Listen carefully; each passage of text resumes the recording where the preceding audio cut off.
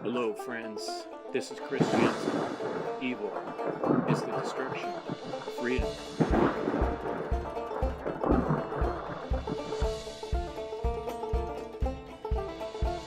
wanted to draw your attention to a couple great things you can check out when you're done watching this show. Pop on over to Twitch and check out Brandon Spencer's 24-hour, 24/7 live stream coming at you with truth, freedom, natural law, all the time, every day. Also want to bring your attention to Mondays. You can check out my good friend Crip Rick on Revolution Radio at 6 p.m. Eastern, 3 p.m. Pacific. And now, I have a great show for you. Thanks for joining me. Please stop on by to endevil.life and make a small donation or share something from the website.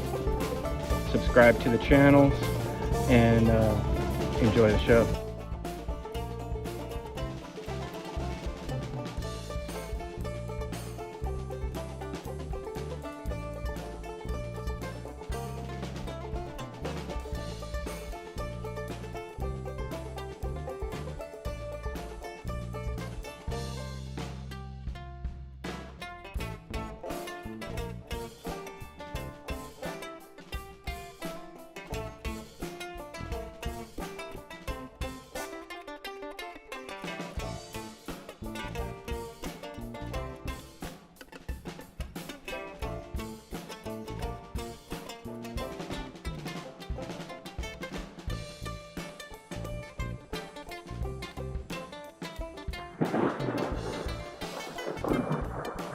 Hello, friends.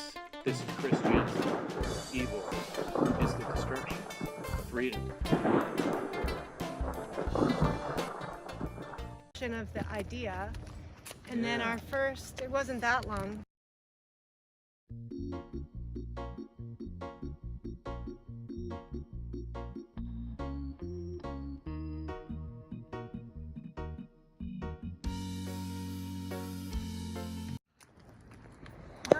I got a question for you guys. Yeah. So how long have you been doing Dissolving the Divide podcast now? How long has it been? About 2 years? Yeah. Okay, 2 years since the inception of the idea, and then our first, it wasn't that long. It didn't take us long to get the first one going. No. Right? We got plenty of folks in network and other content creators that we've already done, collaborations with. So Yeah. So we had to line up pretty fast. It was fun. What would you say in that time, in that 2 years time, what are some of the biggest, the whole concept of dissolving the divide is to find ways to kind of find the middle, between the middle ground, or what are some of those powerful things that have stuck in your head about that people you've interviewed in terms of actually dissolving the divide? It always seems to come back to the self-work, to the self. You have to understand your own psychology, understand yourself, and see where you are tipping the scales onto one side of a polarity or the other, and to learn what's pushing you or pulling you there, right? And to understand your own psychology, and then to see how that relates to what's going on in the world, and then get bigger and wider lenses, right, of every subject, to be able to see this dynamic of the push and pull and the two extreme poles, and where is the truth? Somewhere that generally it doesn't necessarily mean it's in the middle, but it has to do with natural law and freedom and self-ownership, and right? Yeah. I mean, ultimately, what do you say? Yeah, like you said, we've gone through this conclusion with so many guests already. It goes back to the self and all these things, and doing the inner work and being able to put yourself in check and not being so divided within yourself and polarized. Being able to synthesize recognize, truth and lies and all that stuff. Yep. And then take it to the more macrocosmic level and see how these things are played out, between families, communities, coworkers, whatever, and then, just, with certain ethnic groups or whatever, if you want, or, whatever movements are out there. There's so many isms and schisms and all that jazz, right? So, yeah. Yeah. And I think it's a lot about being open to having a dialogue with an open mind and, I guess, a willingness to learn and to hear another point of view, to hold back. And suspend your belief system and what you already kind of know, and just to allow the intake of another person's opinion that might go against yours. Wow. Has that ever happened to anyone ever? Like happens all the time. All right, here's another question. Can you think of anything that it's kind of like changed your, obviously not totally changed your mind, but from the interviews you've done, can you think of any things that have changed your perspective or the way you see something? Yeah, totally. Dissolved maybe a divide you had in your own mind or something? I think it's really deepened my understanding of the world just talking to all our guests. Yeah. To each other. Such great guests. Yeah, like the tapestry of like how things are fitting together in the world, and the themes that are playing throughout all things are just evident, and it keeps expanding. It's really cool. Yeah, but in terms of specific content, I think, the one we did with Indigo Angel on grid lines and stuff. That's a little bit out, right? Like, whoa, that's like hard to comprehend. And so it's like there have been some things that will take you a little bit out of your known reality, your known comfort zone, right? So she's a good example of that, but she's brilliant. And it's for me, it just like put together a lot of dots. It drew together some dots. I was able to see this cosmos in a clear way, as a system of correspondences. Yeah, and with like Rodney Goodwin, who we've had on for like 4 times now doing astrology. Obviously, we're not the most read up on that, so we learn a lot through that, and also just the timing of these certain processions and solstice, equinox, which we've done in the past.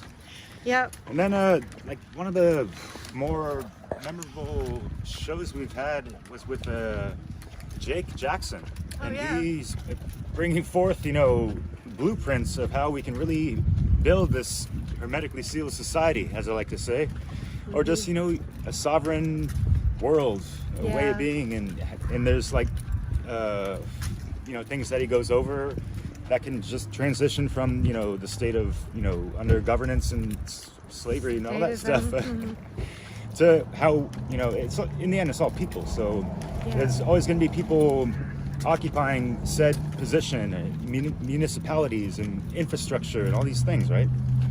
So it can be done without the coercion of government taxation and all the other thievery and all that. And violence.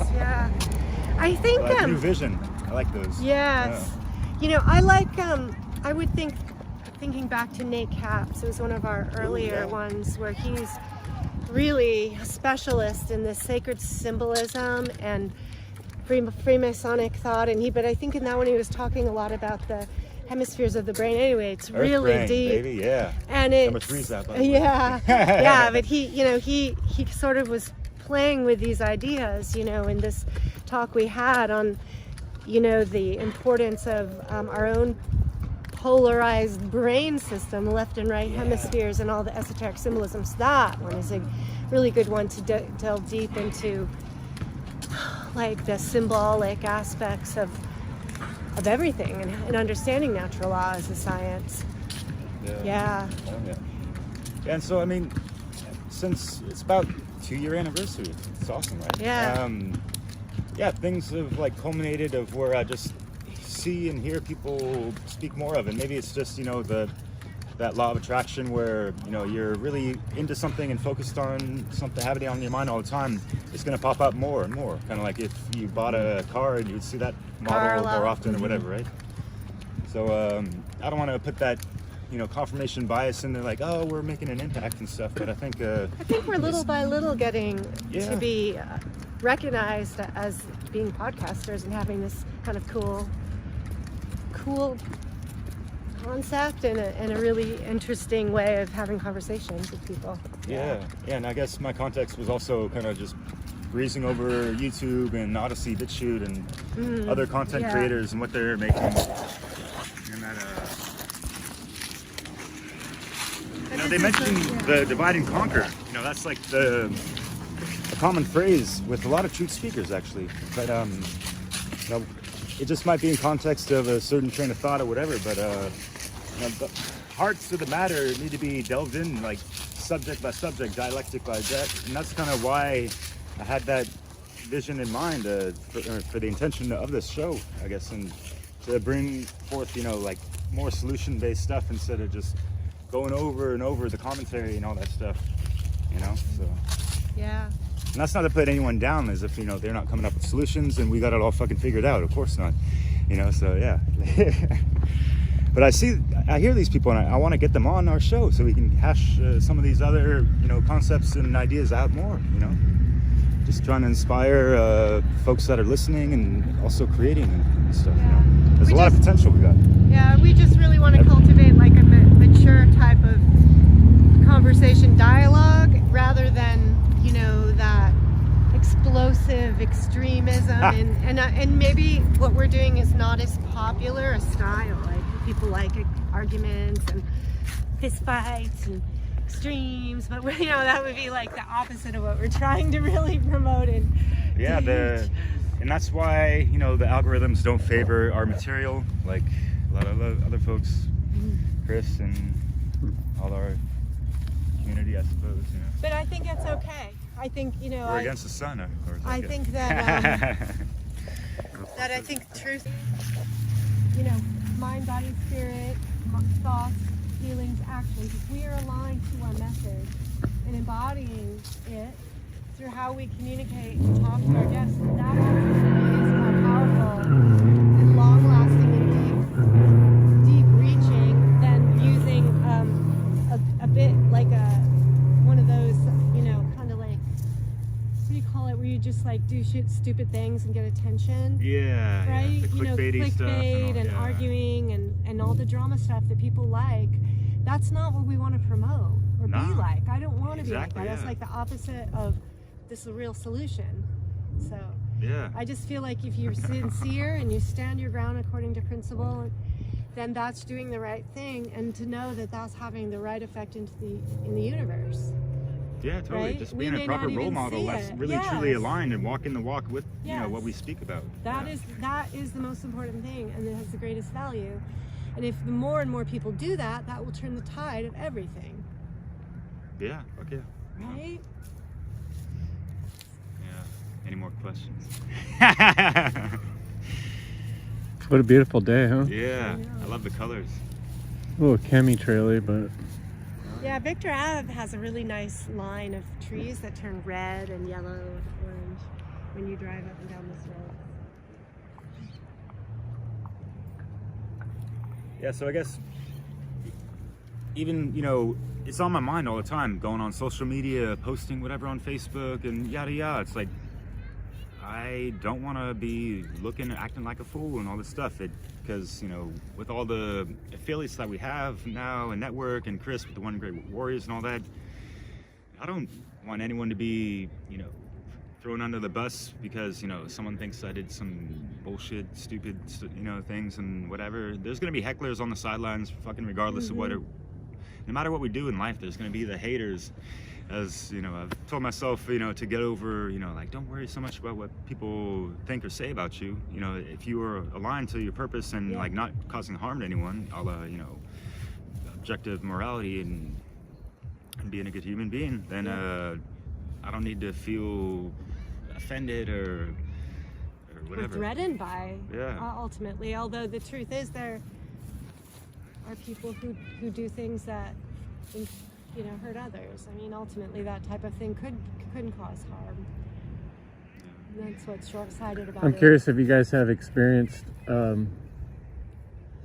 different level of confidence about who you are in the world since you started your show. Definitely. Yeah. Maybe you could explain to people how that works, because that helps like inspire other people to speak out. It's hard to describe, but it's becoming more aligned. It's part of the alignment that I was talking about. And that when you recognize a principle or a truth, and then you feel a responsibility or know that you should do something, and then you choose to act on it, there's a lot of confirmations that come, and there's a lot of puzzle pieces that come together in a way. It's like, and for me, it has felt like I'm on path, and that it's allowed me to almost like step out of a limiting belief about who I was, or an image of who I was, to then step into a potential that I'd never experienced before, seen myself as. But because I followed the heart, mind, followed by my action in that direction, it was like I stepped into my the next level of my cosmic template, or my blueprint, right? It's alignment with natural law, and then it builds, and then all of a sudden you start to see yourself differently, and it takes working on letting go of the fears and all those embarrassments or things that make you not want to do it, not be confident. So you have to be brave and do it, and then it helps a lot to have friends who are doing it, totally. and to like support each other and teach each other and stuff like that, and to find your place, and just become less afraid. Really, that's how I feel. Because going back to what I was saying, like, you could do anything in life and someone's going to be giving you a hard time about it, possibly. If we're doing the right thing, that's cool. And anyone can do whatever the hell, mediocre and all that jazz, but who's going to step up with the courage to go kind of against the grain of a lot of the clusterfuck of consciousness, as I like to call it, or like the Gordian knot of this the entanglements of how the polarizations of in conditioning and mind control, brainwashing and stuff. And then you get to see those patterns more clearly, so you're not as easily caught by them, and the knot becomes less affected. It doesn't affect you as much. It's like you can witness the knot, and you can see how it's all like playing with itself, right? And then, but we don't have to be as involved, and then you can see where you are still caught up in that machine, right? And where step you're, away from and the start fray, to, right? Like figure out plans, and then you start to see how entangled you really are, and how you really are enslaved. And it's not so easy to cut away from it all, and there's consequences, and you have to think about it and plan and work with other people. And it takes, I think, a higher level of cooperation and emotional intelligence and self-control and discipline and care like than humanity's probably ever demonstrated before. And I think that we need to step up to that challenge. How much time do you guys think it takes, like per week or something, to put together a podcast like what you've been doing? Because you got editing, video editing, I mean, setting up the meeting. Let's say you're doing one you want to do. It really depends on you. I know, but you guys, like, how much time are you spending is what I'm saying. That's different than the answer to your question. Because the answer to your question is, whatever time you can work in, do something. Pull out your phone and do a walk and talk, to 5 minutes before you leave the house, and start to collect them. For me, I do things in bigger, chunks, and I'm sort of motivated by deadlines and assignments, sort of kind of like, okay, like a fun like presentation for a conference or something, right? and then it becomes obsessive. And a lot of time, like my free time's taken into it, but lovingly, and you Labor know, of love. yeah. But then, like, let's say we decide to do a podcast, it's less time on me because I'm not doing all the editing and stuff, but I pretty much show up for like a 2-hour block, and we get to decide again. Like, you don't have a boss like telling you your hours and your time, so you get to decide and do it, figure out how to do it. And you know, he is doing the editing. I do some of my own editing, but I'm not as advanced, and because I don't do it as much. But that's the time-consuming part, depending on how you approach it. Right? Yeah, and depending on how I want to go about, you know, creating a little spicy intro for folks and considering the topic and all that jazz. Just concocting like a little 30-second intro or a minute. Sometimes it could take, you know, an hour or two, depending on what I'm looking. I might struggle to find something that fits. You know, I got to keep looking for some kind of clip. I'm looking for sometimes something that's funny, like a parody of, you know, this dialectic thing, you know, kind of like the spiritual elitists, you know, like, oh, my retreat's better than yours. I'm in Hong Kong with Buddhist monks, you know, drinking right. all this shit. But but that's not where you started. That's where you grew to and continue to expand, right? Yeah, like I already have things already kind of set up, and I got a whole bunch of intro sequences of our logo stuff. So yeah, that's pretty easy. Organized. And then, just a lot of thoughts of even away from the computer, just mapping out how we're gonna, you know, kind of like us today talking about, you know, the whole Great Work Warriors promo and stuff, and laying down templates and roll with it and see what ideas can spur from that, and And it's like you can do different things. You could do your own, like, full-length videos, like, and educate people, or you could do like conversational things. You could just talk off the top of your head. You could partner with someone and do like a show together. You could interview people, you know, and some things you'll find come easier to you. Like, I really like the interviews. I really enjoy it, and it doesn't feel that hard. I don't get stressed out before them so much. But if it's a presentation, it's a lot more laborious for me and stressful. So, but it's grows me. But what describe how you personally grow from the process of doing these things, even if you don't. It's good that you guys publish so much, but don't you think there's something that can be learned even if you go through the process of? Oh yeah, always. I mean, we were just talking about how we were just learning about how to, you know, make a different type of photo style, and it's like learning as we go along. And you know, from all the hours I put in doing, you know, the video edits and all that stuff, I'm learning as I go as well. I don't even consider myself a pro, even though I've been doing it for like 12 years. I don't know, maybe it's because I don't have a professional job making money from that stuff, you know, but whatever. And but obviously they're more polished, and they can map out every single program or, you know, and have option on whatever, you know, different movie technologies that you might not have built afford, right? And I'm learning a lot about our guests because, you know, I really want to showcase their works a little bit, or just their website and stuff, throw that, you know, part of the outro, introduction and stuff. And it's really impressive, just, you know, the amount of people we've had that have like great bodies of works, and they have websites that some of them, you know, a lot of them actually provide services, you know. So we definitely encourage people to check their works out, and that's also why on our tap link for Dissolving the Divide, at the bottom we have our list of all the guests where, you know, you can go check out their works directly there. And another way that I think there's a lot of self-growth is just in facing the fears and the anxiety of doing it, because anytime you do something that's new or hard, it grows you.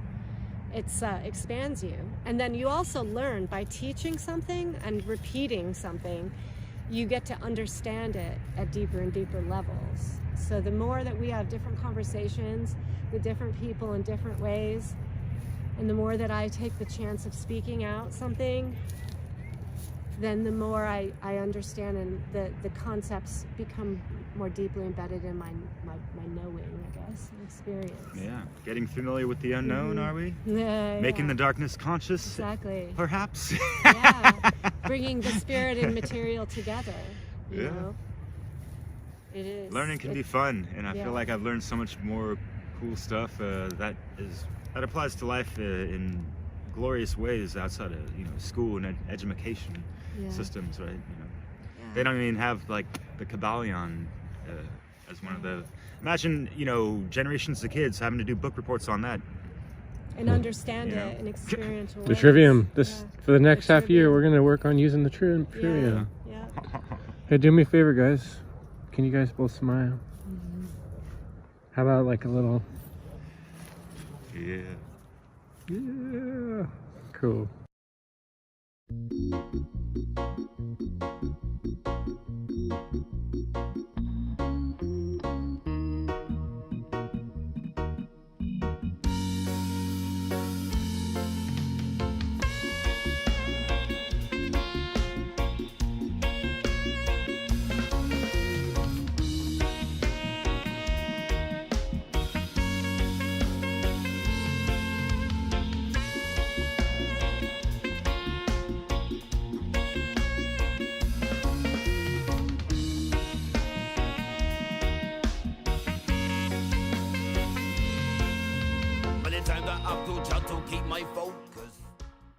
I used to be attracted to super fit women, but my taste has changed. Now I'm attracted to super moral women. That's right. Yeah, buddy. Yeah, I said, you know the difference between right and wrong? Sexy. Yeah. Whew. Yeah. I said, you don't pay your taxes? That's hot. You don't ask government permission to collect your own rainwater? Grab your coat. I'm taking you on a steak dinner right now. I'm taking you out, ladies, if you're moral. Humanity's rising, truth's rising, not going to be stopped. Climate change may or may not be caused by plastic straws and cow farts.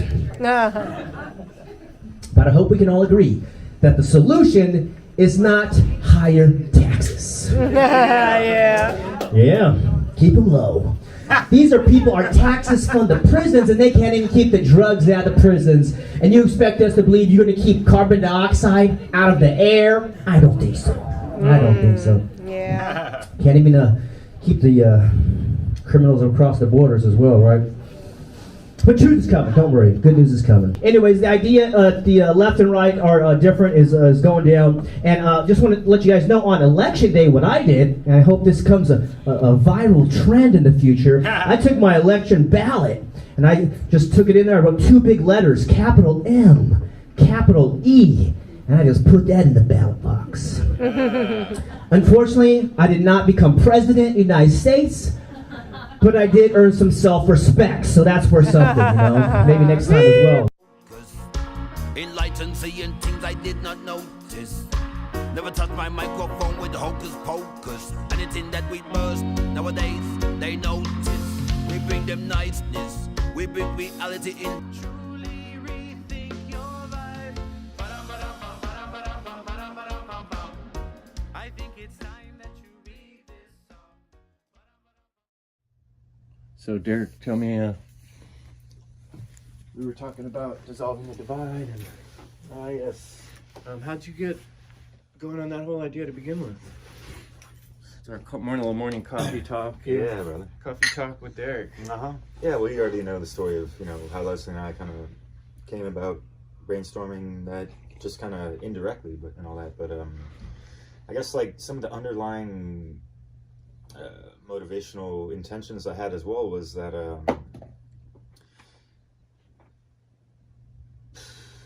geez, like since the dawning of the Rona, and even a little bit before then, my mother has been kind of trolling some of the stuff that I would post on Facebook and this and that, and we'd get into kind of abrasive arguments, and it just wasn't good. And even when I was back visiting before she passed away, we had just a lot of indifferences on a lot of stuff, and I was finding myself lacking proper communication skills and maybe some temperance behind it as well. And you know, I was able to correct some things and reconcile with her, but yeah, I was thinking like, damn, I mean, I wonder how many households deal with this kind of stuff, and like what kind of conversations can we have as an alternative to the same wheel turning and just like, you know, fumes burning, and, you know, people's frustrations and just the misconceptions, or a lot of it, people assume things, and especially if they're watching TV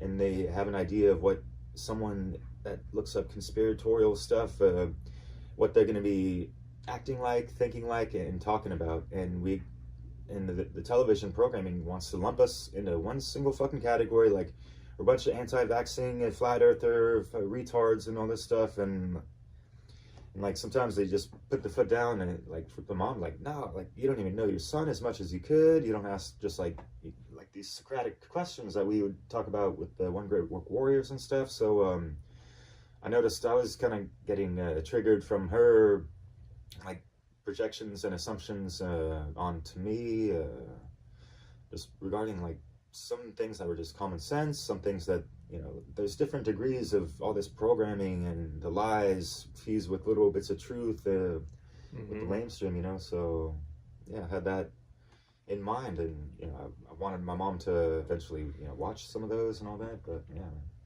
we back in, I can't remember which year it was, I remember I wrote a little article called Avoid the Snake Pits. And it was because like Thanksgiving was coming up, and I'd previously just had a couple times where we had a family event, and you know, it's like we're all sitting around a restaurant table or whatever, and somebody brings something up, one of those hot button items, and there's been times when I've kind of put my foot in my mouth to an extent, because if you start talking about anything that's in the field of conspiratorial, you're usually looking at like a big picture kind of like dynamic that's not easy to define in a few words. And if you accidentally say something, you make some kind of conclusion, whether it's, oh, the chemtrails, or oh, the president's rigged, or whatever. The people, general audience of who might be your family or friends, someone in that group is almost bound to have like an emotional type reaction and want to either shut you down or quickly change the subject or embarrass you, so that what you're saying is not legitimized in any way, because it sort of threatens their well-being and their sense of comfort. And people don't like someone talking about scary things that they think are ridiculous, because it rocks the boat. So being challenging what they think they know already and their predisposed belief system. Well, you said it, assumptions, preconceptions. Like imagination would be a great thing, but not when our imagination is being molded by other people's storylines, is what we got going on here. And then you get comfortable with those storylines, and then it creates these snake pits where someone like you or I could accidentally just say the wrong word at a gathering or a social event, and we're all of a sudden instantly ostracized, or the person who doesn't want to have that discussion sort of ostracizes themselves, and and then it just creates this divide. And it's all based on, like you're saying, imaginary things, trigger words. And then even in the freedom community, I think that's the thing I heard Leslie talking about, where she just notices there's these certain little hot button items that come through the mill of social media, and everybody's getting really reactive about them. And it's like 9 times out of 10, those things are not really the deciding factors that we're working towards solutions that are really going to make the difference of working in that light direction. Anyway, I'm going on too deep, but I was just really sympathizing with. But those snake pits are deep, man. So yeah, the snake pits is a good way to describe it. It's on the one hand, you want to teach people things and you want to bring up topics, but in the wrong scenario, we don't have time to fully explain it. It's a snake pit, because all it does is bring up a bunch of emotions, and then you don't have time to resolve it or explain what you meant. And we see this being played out on social media, and I mentioned this in previous, shows, even with you and on Dissolving the Divide, of just how, people get triggered too easily. They have, less of a buffer zone, being able to speak to someone that's not even in the room, so there's less discrepancy or whatever, and you can see how people's discipline ain't always there, and just being cordial and like considerate to other people. I mean, like, I'm not trying to win a fucking argument. I'm just trying not to have both parties like just blow off like, oh yeah. I'm kind of sick of hearing like the whole. Sorry, I don't say sick because I don't manifest that through my disgust, but you know what I mean. Like, yeah, frustrated. Yeah, and just tired of hearing it. Of like, okay, we'll just agree to disagree and be on our merry way, while there's still like this little tension that is still kind of there, right? And people take inventory of these stuff, and it could get triggered later on. And yeah, what you mentioned earlier reminded me of like emotional based mind control that Mark Passio talks about. And yeah, those heartstrings get pulled hella easily, and that's part of the programming. And so that's why these hot button topics, they get triggered, and the knee-jerk reactions might catch you in the chin or whatever, yeah It's hard to stay objective when you are like personalizing with something. And in our modern world, that's the thing we've noticed in these discussions so often. I think a lot of folks like really struggle with the idea of objectivity even being a real thing, because if you think that reality is relative, or that morality is relative, that means that things could change from one moment to another. And if that's really what you believe on a deep down level, then you're constantly expecting the unexpected. There's no consistency to anything. And so when we're trying to say, no, there is consistency, these things are wrong inherently, and people are saying, no, there's no book that told me that, there's no authority that told me that, you're just making that up.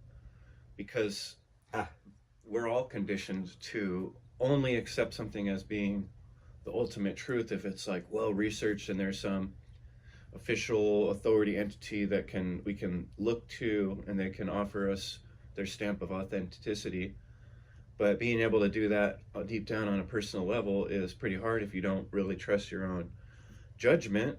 And what is that based on? A reality that's totally in flux, that anything can happen, and there's no necessarily right or wrong depending on whether humans decided that way. Well, if you're living with people that have a completely different paradigm of what reality is made of, that creates all these snake pits. And is it worth it to climb into every single snake pit with every single person, or with crabs in the bucket? Like, I think that's where it really, the beauty of what you and Leslie do in the videos is you're approaching people that are putting content out into the world, that are passionate about a topic, and just asking them some questions and getting that conversation going that hopefully would be the thought process that more people could objectively just follow along and think about without necessarily drawing every conclusion, and take the different episodes into consideration and be able to have kind of a more balanced view of all these topics. Yeah, I think that's a pretty cool thing you guys do. Yeah, I appreciate that. Yeah, there's so much to consider, and yeah, it's like every guest, we're not going to agree with every single thing. We're not endorsing, their work like it's the bee's knees, and like that's all there is to it, of course. And I just take it as it is, from person to person, and celebrate the commonalities, and not worry and get caught up on the imperfections and some of the things that might need corrections and all that. And we could take that to whatever level with going back to like family members and all that stuff. And you could just tell already, well, even if you don't even know, if they watched a lot of television. And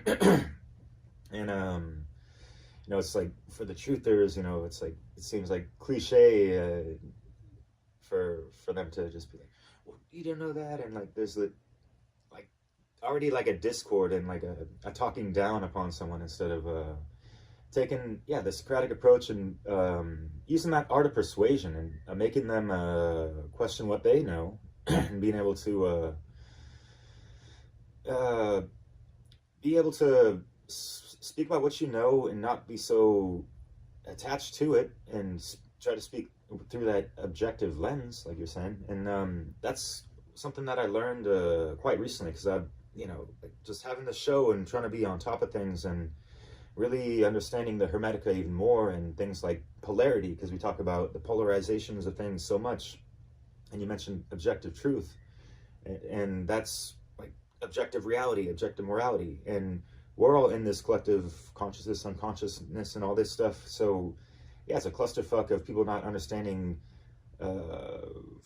karma, if you want, and just like what is a right, and what we do, what kind of behaviors can infringe upon the rights of others, aka causing harm, if you will, and understanding and embodying more that the divine feminine aspect of non-aggression principle, non-violent principle. And so with our subjective truths and the lens that we see through the our own eyes, and how we relate to the objective world around us, that is how we resolve the paradox between subjective reality and objective reality. The more we align to objective truth and reality, we're not going to be polarized to the phrase of these dialectics and the red and the blue, the left and the right, and but being able to distinguish wrong from right, because I don't see that as a dualistic thing. I mean, it could fall into that category because there's two things for that. Oh yeah, the way I described that, what you're talking about right there, that paradox, right? It's almost like walking down a trail, and you mostly want to keep your vision kind of like right in front of you, so you're not tripping on rocks and sticks. Right directly in front of you. But if you don't like kind of raise your head every once in a while and kind of look, you can lose your way in the big scheme of where you're actually going. So you do have to kind of look up, notice the trail markers, and kind of take in the view every once in a while. If there's a grizzly bear over there. Right.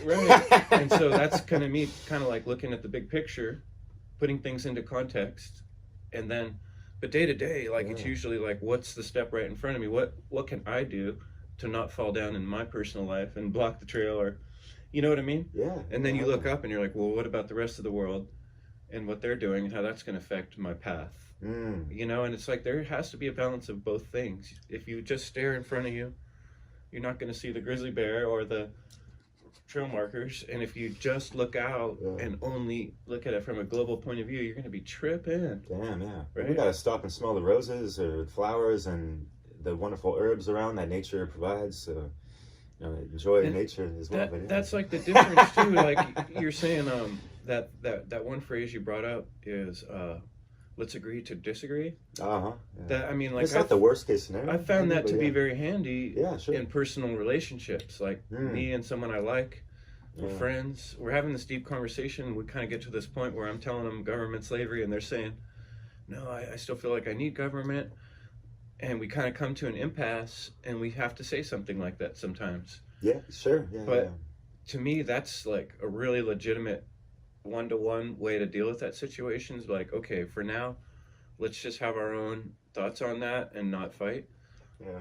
But when we're doing an interview or a discussion that's recorded, it kind of brings on that extra pressure of objectivity, because there is this third objective audience in the room, right? And especially if we're trying to educate and all that. The two people to be a little bit more like, I'm not going to cut you down. That's what happens in like social media.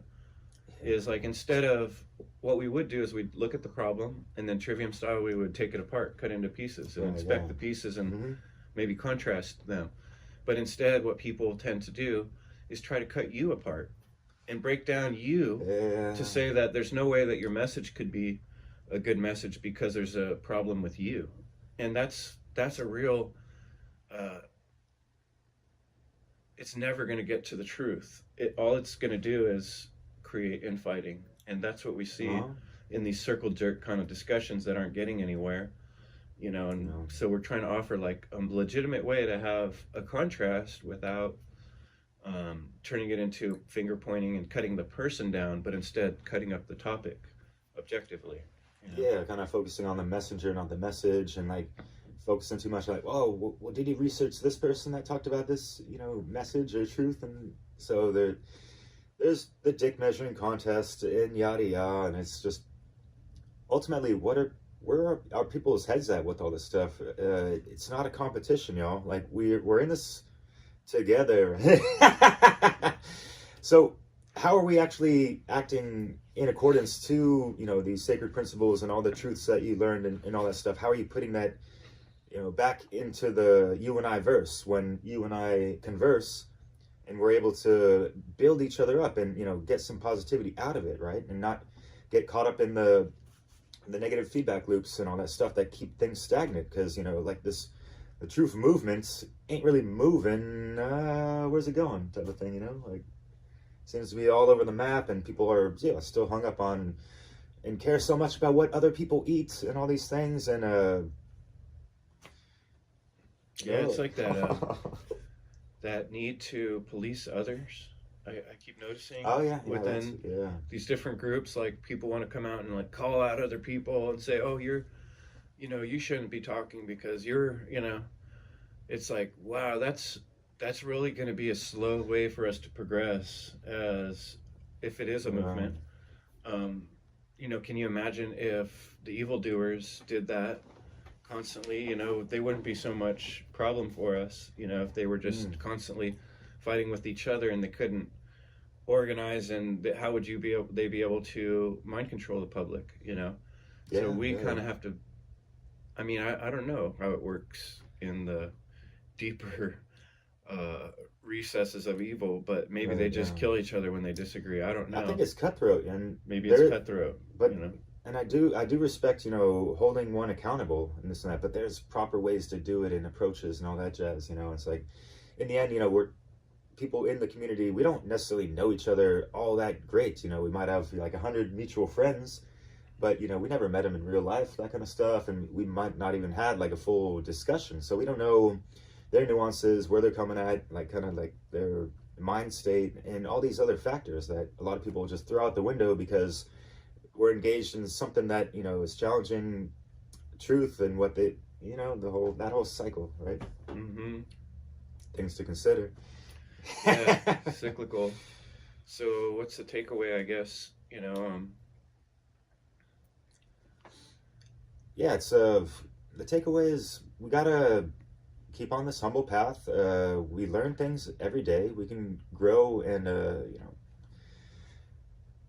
ripple that out for others and strengthen, you know, the bonds that we have with people, and consider reconciliation, keeping that open mind, open heart, and I guess open door for discussion. But yeah, there's going to be levels of toxicity or you know, people that are not going to be worthwhile to engage in, and you know, try to like, you know, redeem something from this, you know, fallout or disagreement and stuff. And some people are going to take it the wrong way, and you know, all we can do is say like, I guess I would say all we can do, but you know, there's, you know, it's easy to get really cynical and critical. Yeah. And like, especially, okay, a lot of us have studied Mark Passia's work. He can be very critical and cynical, and that I see that kind of attitude pervasive in a lot of people, and I understand why I have it in myself, because sometimes it feels like we're totally outnumbered with people in the world that just don't seem to really care about the things that we see as so important. And so a lot of the battle of being a truth speaker is not letting that, for me, not letting that control the narrative of what I'm trying to do.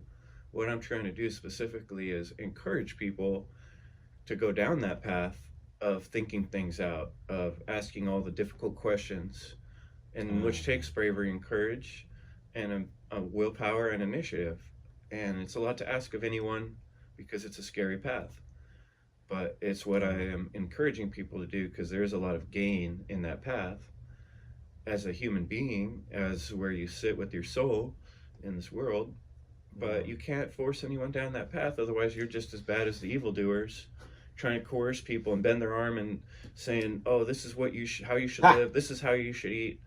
Like, you know, forcing a horse to drink water, man. Right. What the hell? Yeah. And then the horses are all drunk and stuff and confused, stumbling around.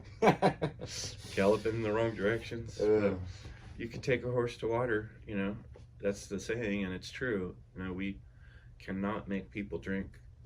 We can offer the avenues, the directions, the way showers, and the better we can illustrate the way and show the path, how do we have a reasonable discussion? How do we draw a reasonable conclusion? How do we think things out in a way that's logical and yet intuitive, you know? Yeah, totally. And we just got to keep on persevering like that chat we had with the Warriors. But along this path, we just like growing up and doing whatever. Like I think I mentioned this earlier in the recording, but anything we do, whether good or bad, like someone's gonna be talking shit about it or possibly praising it or whatever. And as long as we stay more within that, compass of the heart-based intelligence, that's really aligned to, these core universal principles, the easier it's gonna be for us. And if we really refine that and be able to, portray it to others, it'll be less abrasive, I suppose. And we're gonna be able to deal with, the hecklers and whatnot better, I guess, because we're standing firm within the pillars of enlightenment and the gnosis of self and all this stuff. So that foundation is not easily like shooken, if you will. Shaken, right? Destroyed, right? It stands on its own. Yeah. I think your work stands on its own, and glad we've got it out there. Yeah. Thanks, man. Yeah, thanks.